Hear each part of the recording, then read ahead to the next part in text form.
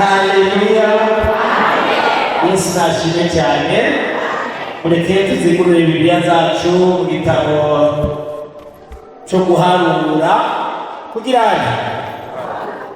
mu gitabo cyo guharura igice cya 23 umurongo w'icumi. Guharura igice cya 23 umurongo wa kangahe w'icumi. Handitse amajambo meza y'ibyifuzo by'umuhungu w'Imana yitwa Balamu. Inde Balamu isengesho ni icyifuzo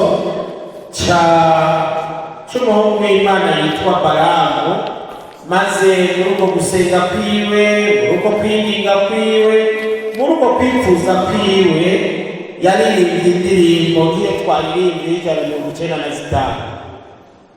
Indirimbo y'Ijana-na-mirongo-icyenda-na-zitanu itangura ivuga ngo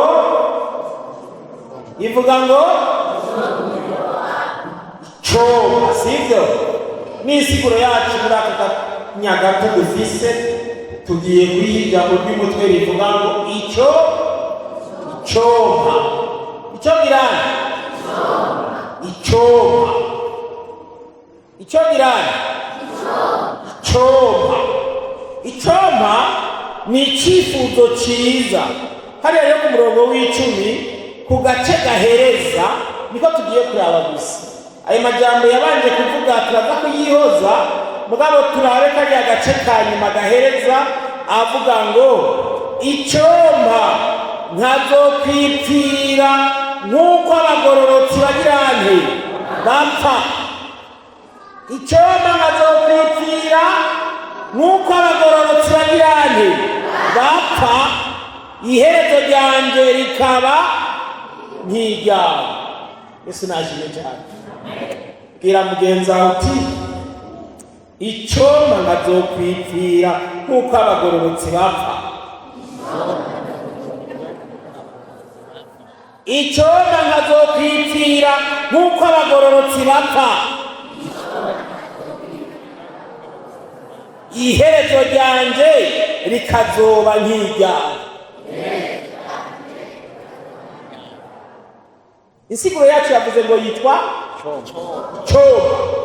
Icoma nkazokwipfira nk'uko abagororotsi bagira nti bapfa, maze iherezo ryanjye rikazoba nk'iryawe. Gusenga Imana. Yeni cyubahiro mwami wacu kandi Imana yacu, wewe udukunda kandi twitwararitse Yehova, izina ryawe niryubahwe. Uyu mugoroba utanguriye isabato, abahungu bawe n'abakobwa bawe turanezerewe ko turi imbere y'inyonga zawe, ndetse tumaze kuririmba dusaba ngo duhe umuriro waka nk'umwe wari muri Pawulo, umuriro waka nk'umwe wari muri Eliya, nk'umwe wari muri Aburahamu, kugira ngo natwe tubeho tuguhimbara Data. Ndetse tumaze gusoma isomo mu byifuzo byacu nk'uko Balamu yabivuze, turifuza gupfa nk'uko abagororotsi bapfa, maze tukazogira iherezo nk'iryawe. Uzubidufashe mu Yehova. Mwanya rero tugiye kuzingurira ibyanditswe byawe byeranda, reka ijwi ryawe rivugane nawe. Duharire ibyaha byacu, rero utangura isabato yawe nyeranda mu mahoro no mu mutekano. Utwibagize ibyo twaciyemo, maze duha amahoro ava mu ijuru, mu izina rya Yesu. Amen. Yesu nashimwe. Usomye mu gitabo cy'Itangiriro,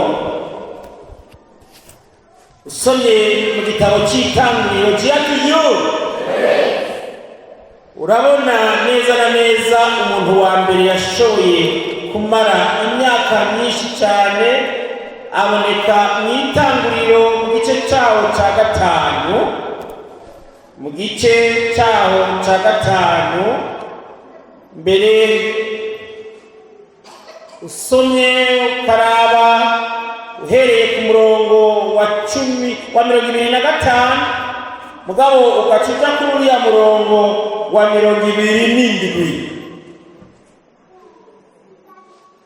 Haruguru gato hari umuntu yamaze imyaka mike yo kubaho, mugabo kandi hepfo yiwe hari uwundi muntu nawe yabayeho imyaka myinshi. Se wiwe yabayeho imyaka mike, mugabo umuhungu wiwe yabayeho imyaka myinshi. Mugabo uwabayeho imyaka mike avugwa haruguru niwe yagize iherezo rikomeye cyane, iherezo ry'abagororotsi.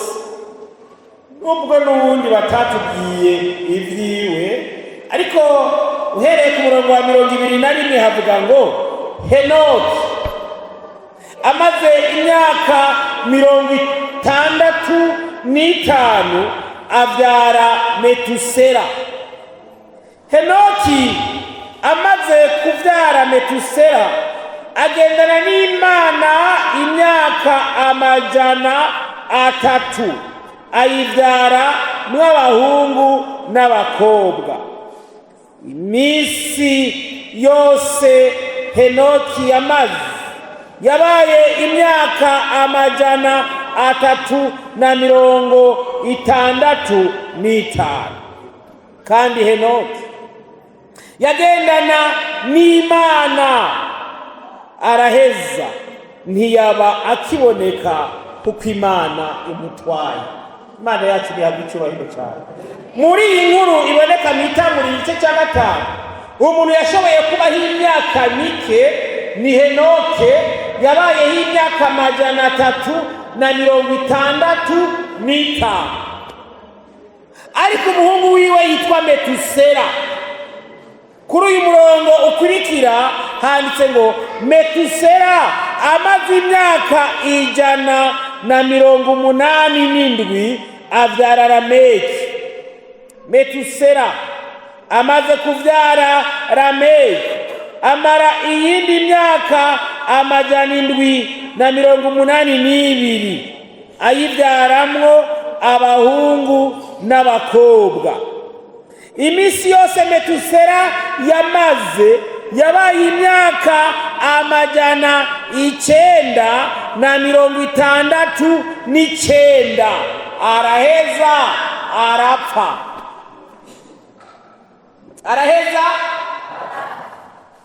Umuntu wa mbere yashoboye kubaho imyaka myinshi cyane kuri iyi si yitwa yabayeho imyaka 969, araheza arapfa. Ariko Henoki yabayeho imyaka 365 ngo ntiyaba akiboneka kubera ko Imana yagize yamujyanye. Baraki mu gusenga aravuga ngo icyoma nkazokwipfira nk'uko abagororotsi bapfa, iherezo ryanjye rikazoba nk'iryawe. Nanjye muri aya masaha y'umugoroba ndavuga ngo icyoma iherezo ryanjye rikazoba nk'irya Henoki. Haleluya. Icyoma nkazosozera urugendo rwanjye nk'urwa Henoke. Ntabwo Bibiliya yatubwiye ibijyanye na Metusela ingene yasozereye urugendo rwiwe, ariko abaye yarusozereye neza urugendo. Nyabuna bagenzi, inshuti z'umusaraba, muri aya masaha y'umugoroba isengesho ry'umwe wese mwiri rivuga ngo icyoma nkazokwipfira nk'uko abagororotsi bapfa, maze iherezo ryanjye rikazoba nk'iryawe. Ariko ndasoma mu Itanguriro igice cya 5, byansabye kuzingurura urupapuro rumwe gusa, nkajya mu gitabo cy'Itanguriro igice cyaho cya 6.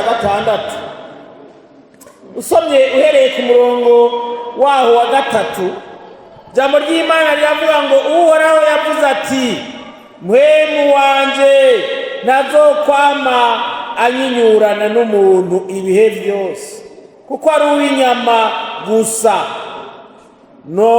Nuko rero iminsi yiwe izoba imyaka 100 imyaka ijana mwumve nta mpapuro nyinshi bigusaba kuzingurura.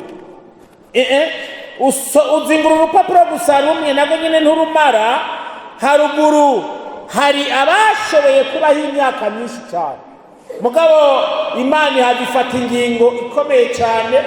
Imana iravuga ngo mpwemu wanjye nazokwama anyinyurana n'umuntu kuko ari uw'inyama n'amaraso.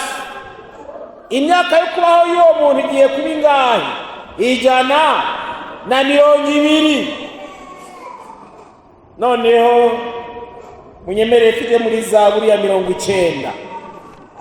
Zaburi ya 90 hari umuririmbyi yaririmbye Zaburi ya 90.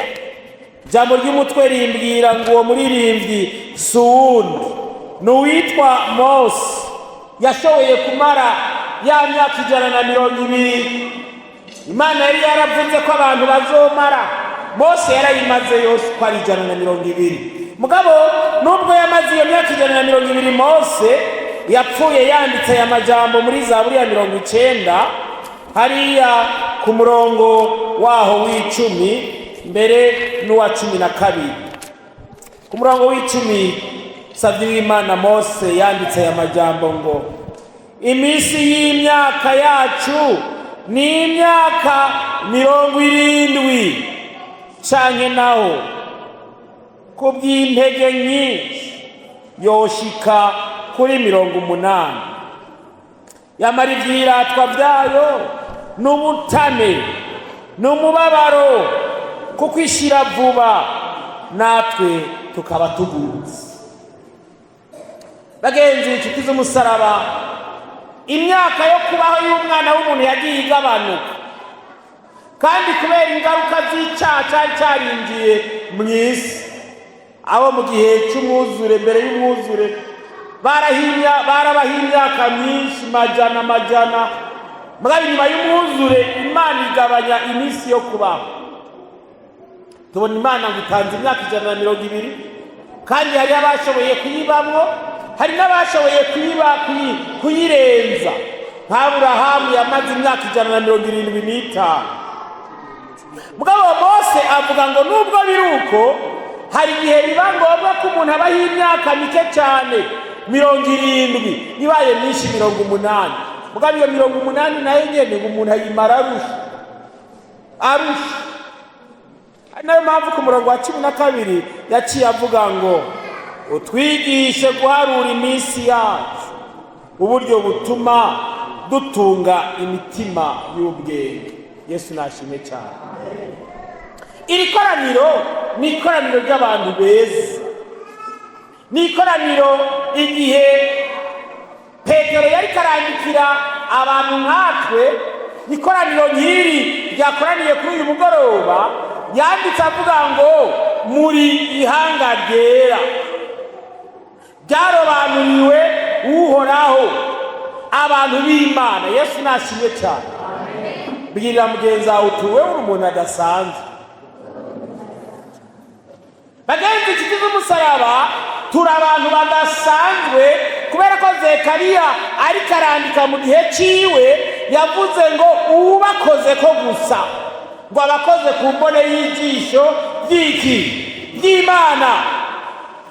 Turi abantu badasanzwe kubera ko Yesu ngo umuntu umwe wenyine muri twebwe yari gutuma ava mu ijuru akaza kumucungura. None rero byabaye ngombwa ko Yesu asesa amaraso yiwe ku musaraba Karuvali. Mbere mu ijambo ryiza rinezereye cyane byanditswe mu butumwa bwiza bwa Yesu Kristo bwanditswe na Yohana igice cyaho cya 3 umurongo wa 16. Kuko urukundo Imana yakunze abari mu isi niko rwatumye itanga umwana wayo w'ikinege, kugira ngo umwizera wese ntazopfe rubi, ariko azahabwa ubugingo budashira.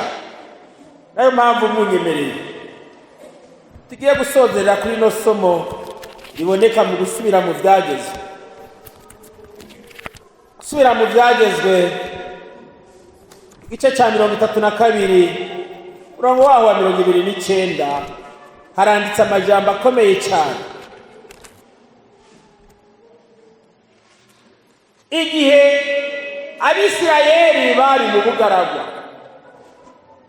igihe bari mu rugendo bariko barava muri Egiputa, maze bari mu burinzi ntangere bw'Imana, Imana yabagaburiye imyaka 40 yose bari mu bugaragwa, barya indya za gusa.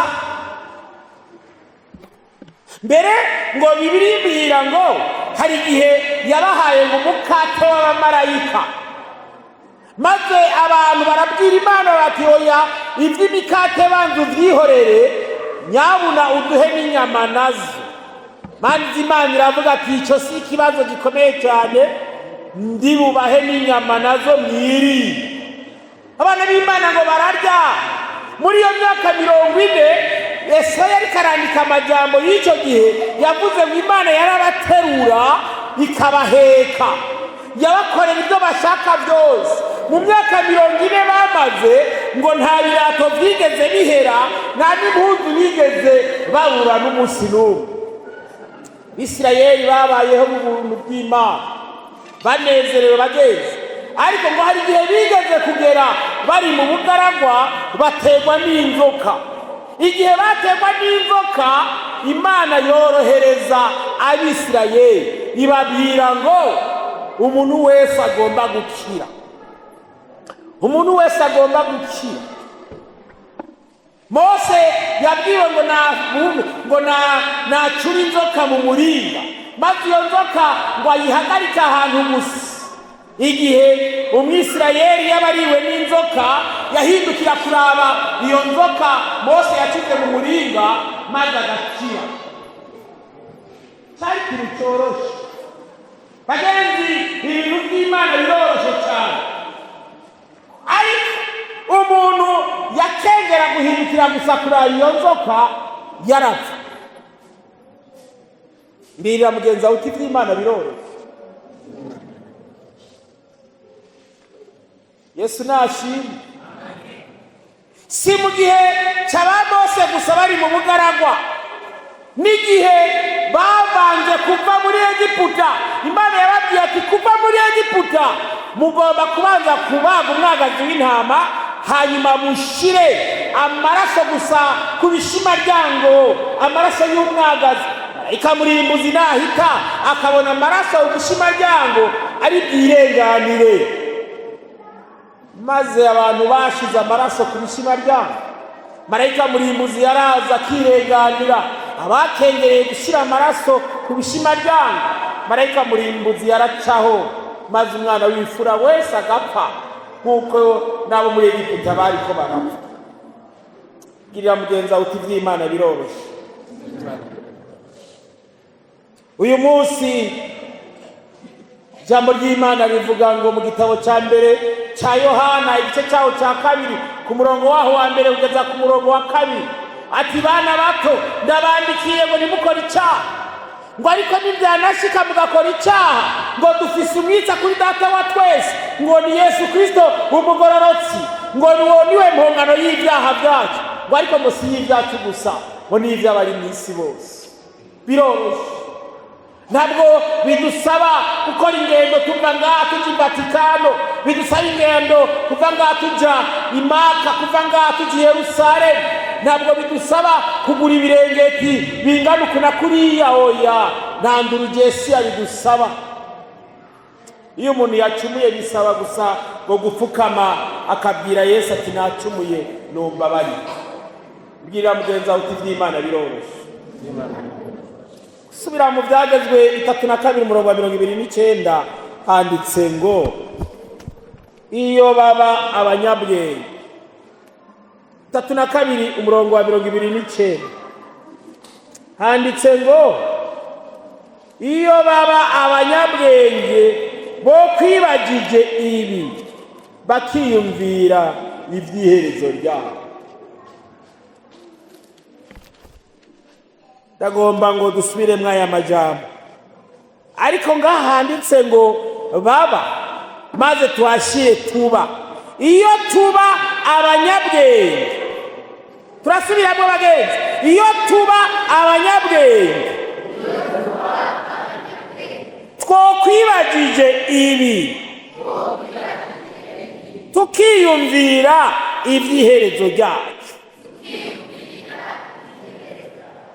Bariza mugenzi wawe uti iherezo ryawe bizomera gute?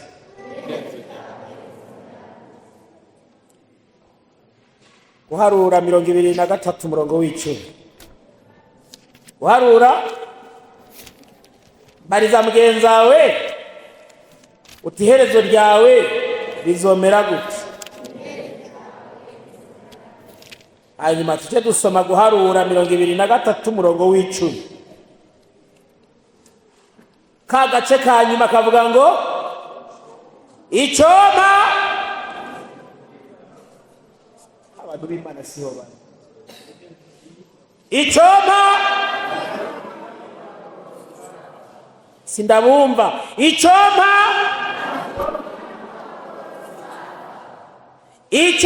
nkazokwipfira nk'uko abagororotsi bapfa.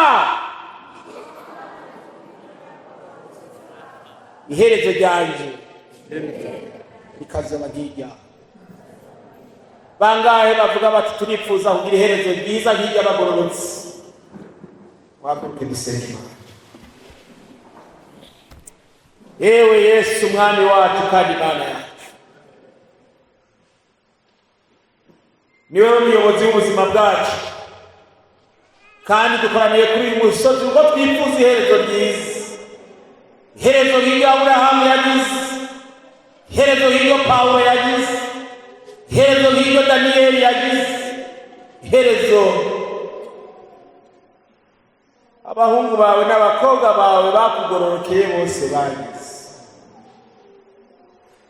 Nyabuna Baramu ntabwo yagize iherezo ryiza, kandi yarasenze asa n'iherezo ryiza. Nuturinde kugira iherezo nk'irya Baramu, turinde kugira iherezo nk'irya Yuda, ariko tuduhe kugira iherezo nk'irya Petero. Duhe kwihana ibyaha byacu, kubera ko ibintu byawe byose warabyoroheje. Reka amaraso y'igiciro Yesu waseseye ku musaraba i Karuvari aboneke kuri umwe wese muri twebwe muri aya masaha y'umugoroba, kandi marayika wawe murinzi aturindire kuri uyu mutumba muri iri joro naho bukera, mbere iminsi yose yo kubaho kwacu yose twame turindiwe munsi y'uburinzi bwawe, mu izina ryawe ryera Yesu, amen.